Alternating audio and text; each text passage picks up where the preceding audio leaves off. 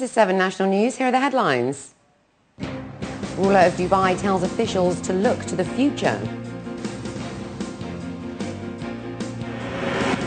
Dubai achieves record gross sales revenue for 2010. And Southwest China quake kills 16, 135 injured.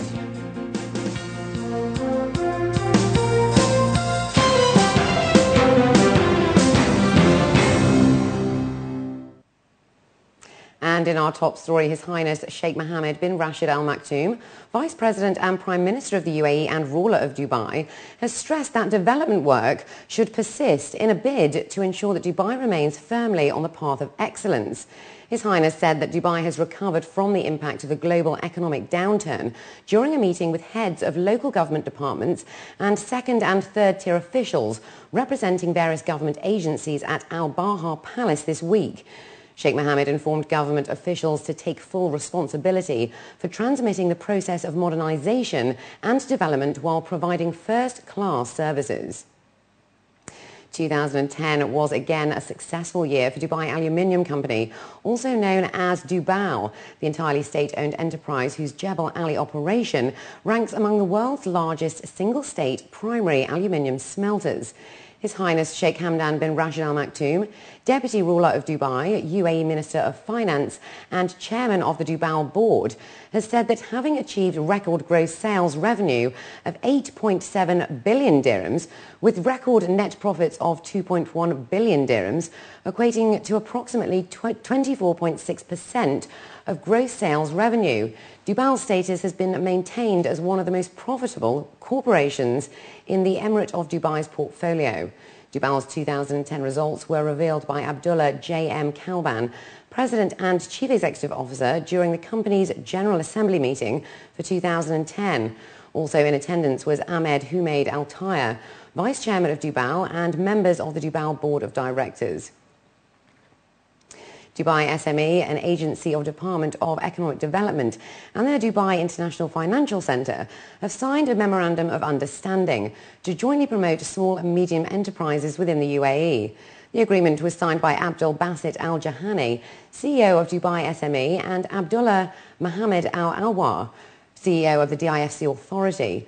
It will aim to provide a comprehensive incentive package for SMEs and assist their access to the world-class operating environment and knowledge resources in the DIFC, as well as establish partnerships for growth. With the environmental awareness gaining momentum globally as well as in the region, there's been a noticeable shift to green products in the UAE. More and more companies are now offering eco-friendly alternatives, particularly for paper as well as other stationery products, to meet the rising demand, according to industry experts, at the first and recently concluded Paper World Middle East exhibition in Dubai. The GCC paper industry has a market value of about $700 million per year, according to a recent market research. The UAE accounts for over $400 million of this market share, followed by Saudi Arabia with $200 million, thus making the region a significant trade market for paper and stationery materials, despite the advent of the electronic age. Dubai is a trading hub, and it is for many people very attractive to come here and to source their products here. They wouldn't just come here for no reason. The alternatives are to go to China or to Europe. Now, if you want to go to China, then normally you have to buy huge quantities, and the traders over here, they like the flexibility of Dubai, where they can buy lower quantities, even more products from one source in lower quantities or in flexible quantities. This is a huge advantage of Dubai. This steady demand has grown locally based companies such as Farouk International Stationery, established in Dubai during the 1980s. Right now, we have 3 factories in Dubai and Sharjah, exporting to well over 89 countries, and the product range covers a wide range of envelopes, diaries, office stationery, school stationery. In keeping with the growing business industry and changing trends, distributors and manufacturers are also adopting a green approach in an effort to help reduce their carbon footprint. A recent survey says the demand for sustainable paper is set to increase in the next 5 years. The current global demand for green paper is estimated to be around 16.8 million tons. As such, manufacturers are stepping up efforts to find alternative ways of producing paper. It's priced around the same as regular paper, and but the good thing about it is that we are using agricultural waste, which would have otherwise been thrown away. So it's a kind of way of recycling, and that's very important because we have to find ways to make the world more sustainable. If we can use more and more of this kind of source, then we can cut less trees. And paper would be one of the biggest sources of usage of trees. You know, millions of trees are cut every year to give us the paper that we are using for books, for printing, for writing, for all kinds of things. In addition to green paper, industry insiders say there's a lot of greening for other stationery products as well. The market for writing instruments is expected to be worth $18.3 billion this year, and companies are also introducing more environment-friendly variants. We're very proud to have introduced a new line of eco-friendly products. This sub-brand is called Ecoline, and these eco-friendly products consist of a range of renewable resource-produced products, but also products of recycled material.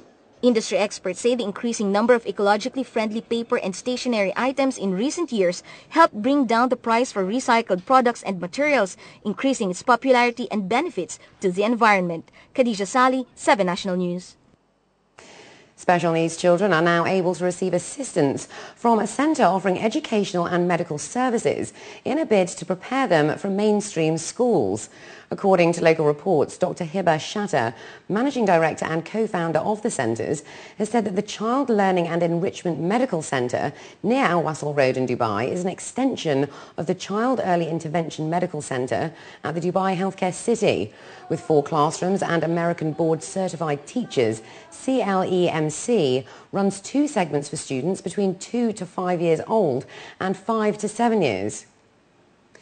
Several flood warnings remained in place for parts of North Queensland today as active monsoon system closed in on the region.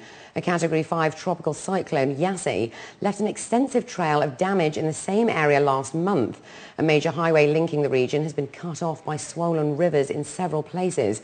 Local reports have stated that several towns in the region were running low on food and medical supplies that were due to be flown into some isolated areas.